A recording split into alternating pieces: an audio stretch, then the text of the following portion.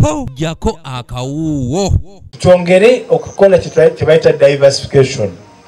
Bwe tuba tufunye ssente zino twongereko kubireeta ssente. Bino Kalangala Wamala abyogedde mu ttabamiruka w'ekibiina eky'obwegassi w'okusatu ekya Sese Oil Palm Growers Cooperative Society Limited atudde Kalangala era nga yabadde omugenyi omukulu. Asanira afuge obuganda bwonna.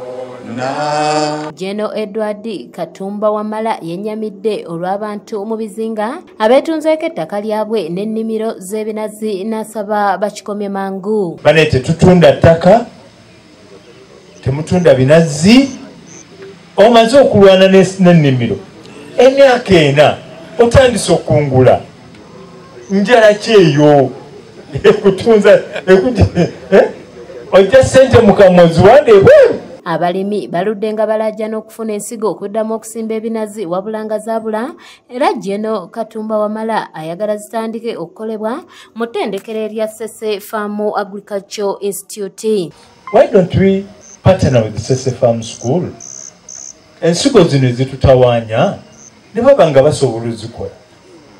What is there rocket science in raising these seedlings? Is it rocket science? Can't it be done?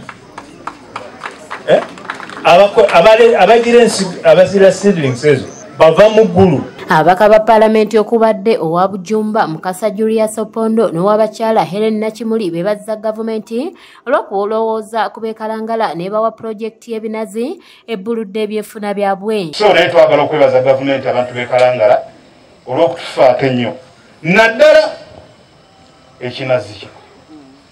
Amazima gali nti ekinazi ntuula ku komiti ya agriculture tutambudde Uganda naye gavumenti tugyebaza olw'ekinazi Kalangala. Bakulu tuweebaza mwebale nnyo mwebalire ddala okuba nti mutereeza omulimu gw'abalimi betukiikirira mu Paalamenti ya Uganda. Reste Nakawungu nga yamyuka ssentebe wa disitulikiti asabye minisita okwongera ku mirundi ebidyeri gye bikola olw'enkulaakulana ereeteddwa ebinazi. Enkulaakulana yonna eri Kalangala weeri olw'okuba ekinazi.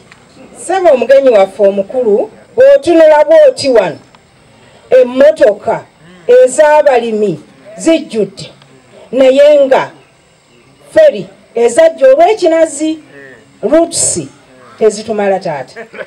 Amyuka RDC Kalangala Sala Nanyanzi asabye abantu obutalemesa nteekateeka za gavumenti ezigendereddwamu okulaakulanya abantu baayo. Tukwatagane ne wamu ne batekiniko ku disitulikiti tuleme kulemesa bantu nteekateeka za gavumenti nga tuziyingizaamu ebyobufuzi. Bwe tunaayingizaamu ebyobufuzi tetujja kulaakulana. Wano abalimi okubadde Kizza Robinson wamu n'abalala balaze bwe baagala ababakulembera balondoole. Ye Bujumba waliwo omwami yalisimbyeko ebinazi mu bulooka abatuuze bayomba. Obwannannyini obwo yabugyewa. Tukimanyi bulungi nti esente ezaafunibwa ez'abamalayo 33% zaali za 2020-2021 kati zaabasasuddwa mu Gwakuna.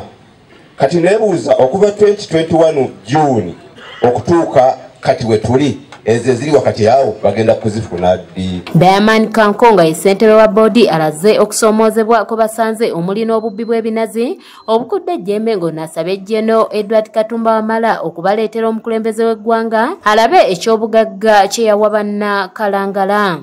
Ababbi bakwese mu mmwe abantu balungi so basobola banyabo kumukisa bulungi tufunyeyo mwe abakola ki ba leaders abapya enjagala tukolagane bulungi basobola banyabo kulaba ati tumalawo bubbi tebabba yemwe mweboka babba yabalimi babba ne ya opol ekintu ekikirungi.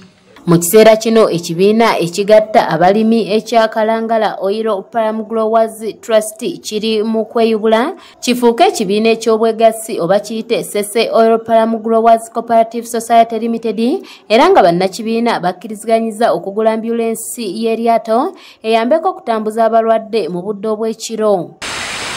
Kanyike Kevinizi yakusakidde eggulire lino ku lwa ABS television. Abamu batunda binazi byabwe basigale n'emikolo 5 emu 2 3 4 5 naye ofutanga omwezi honorable bakungula $1.5 million.